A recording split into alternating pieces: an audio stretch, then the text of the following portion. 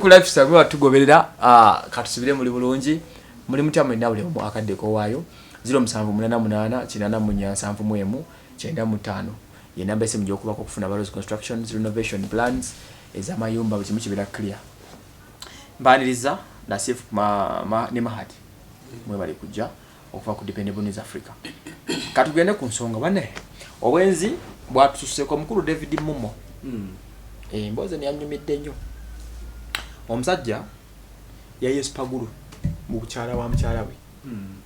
oba kikola makulu mu kukyala bwa mukazi we tekikola sense bali joga statement obukyala n'obukyala kijaye makulu njanji kigamu kyogere nse kitegere okitegedde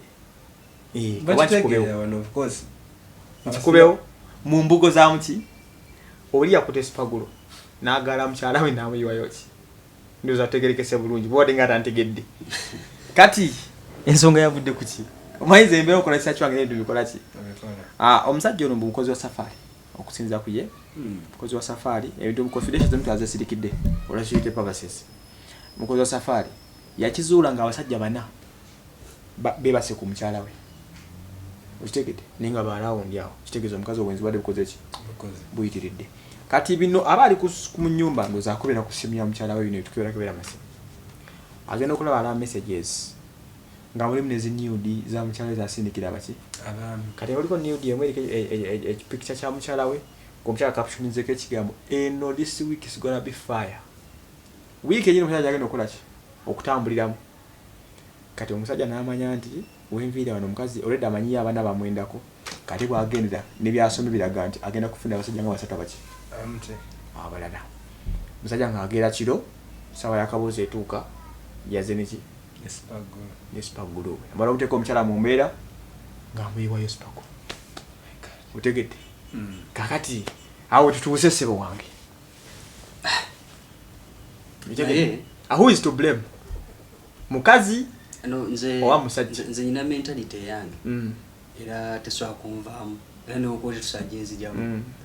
nti ewali abantu abagalana break up yonna ebiddirira nze biseera bisinga kati wekituukanga ku mbeera eno nti omusajja ne mukyala azudde mukyala ye nti mwenzi ng'ogyeko ekyokuba nti abantu tulina obusungu obw'enjawulo ate tuliyakutinga mu ngeri ya njawulo nze nenya nnyo omuntu akola ekikyamu ku muntu oyo okugolola ekikyamu gwaba aze n'ensobi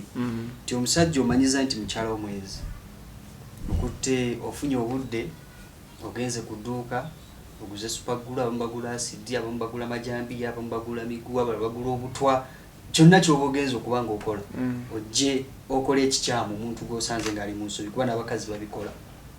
naye nze mentality yange gye nyina mu mutwe era nze kyensuubira kyensobola okukola ku mbeera eyo singa kiba kibaddewo nga sinatulira mbeera ya mwami kyeyakoze oba ekyo ekintu kya butemu buba butemu musango gwa butemu era kyakoze kikyamu nnyo naye nze wemba tugeze nsanze mukyala wange nga mwenzi oba ng'ayenda the fact that nti nyina obujulizi nti akikolera ki sikumuteebereza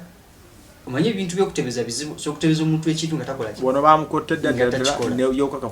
kati obukakafu bubaawo let her go let her go lwaki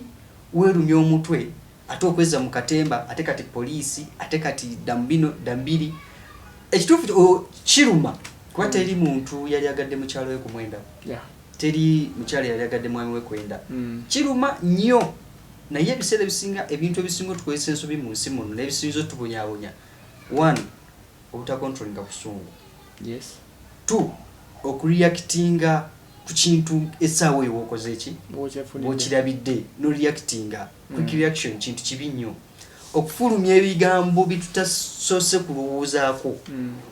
kati ebyo ebintu bisatu bitukositinze nnyo obulamu bwaffe nti osobola okusuga omulimu gwali kuyambye obulamu bwo bwonna lwa reaction gyokoze eki lwa kigambo kyofulumiza olw'obutalowooza ku kyogenda kukola nti kati omwami ono obusungu bwamudrivinze ate abantu abamu balina obusungu obw'ettumbiizi waliwo ababutereka ate omuntu atereka obusungu abamubi nnyo kubanga kikankuba oba okirabidde essaawa eyo kitegeeza oterese kuba omuntu akyeba essaawa eyo aligambye kamukube ku oba akola ki oba amutte naye olabye n'okakasa n'otereka ki n'ogaye kale waizo bayabira bakiro n'akeera enkya n'agigira ku dduuka akyanyize n'akomawo ewaka n'ajja n'obusungu ku mutwe n'asooka kangamba muteeka mu mbeera nga bagenda okukola ki mukwano n'alyoka akola ki kiriza nti oyo omuntu obusungu bumudrivinze okumala olunaku lulamba n'ennaku nga bumuliko kibi nnyo obusungu tubucontrolling tetusookera dda obutatuteeka mu bizibu omukyala waba okunyiza nga nze mpagira nnyo omuntu alaba ensobi y'omuntu namuleka n'agenda ensi nnene ensi ngazi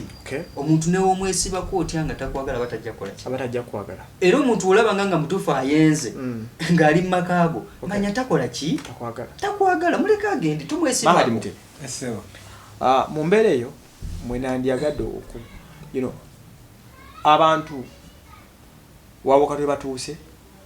nti wemakutewo yenda fo kyokutwala ku poliisi wawantu kyetera okugamba abantu basabe kumya mu kikolo eky'obwenzi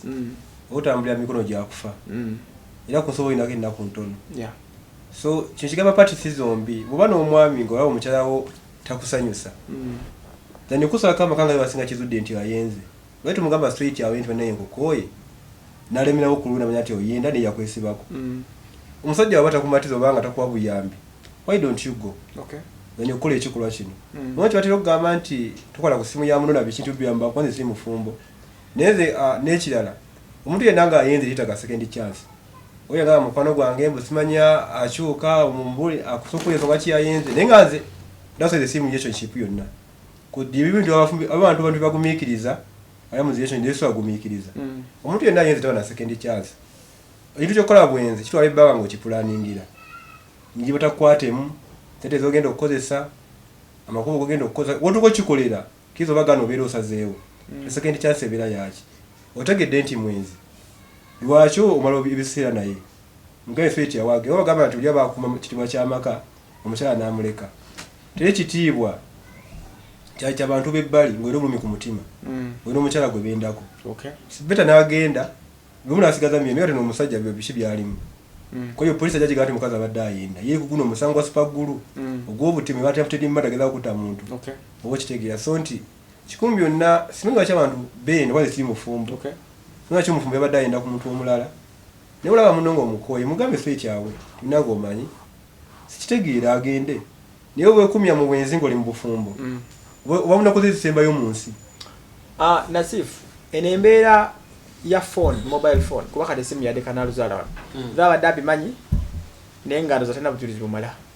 uyakute simu yatulya mukyatiza omukazi n'amanya kati omukazi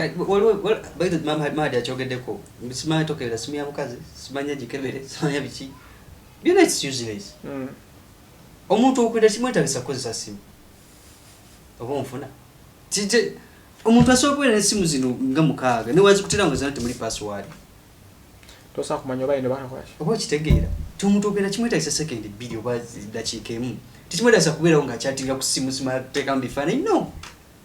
tebirimu bimakulu essimu neweebeerawo nga temuli password yange negaa kiyiyo ogenda kusanga mu kyekyobwenzi naye omukazi asobola okubeera bwetyo abantu bali smart ekikulu ekiriwo kyakubeera nti obanga mutuufu omuntu tomwagala muteeyi ate togenda ku poliisi nti okutta omukazi mubwenzi nze sisobola airetabo mugamba omanyi oba oba tukyosazeewo kola ki ate poliisi kutwalayo poliisi poliisi ngambe nti musonyiwe mulingane oba kitegeera waliwo poliisi maya department ekola ku family naye batabaganya kuki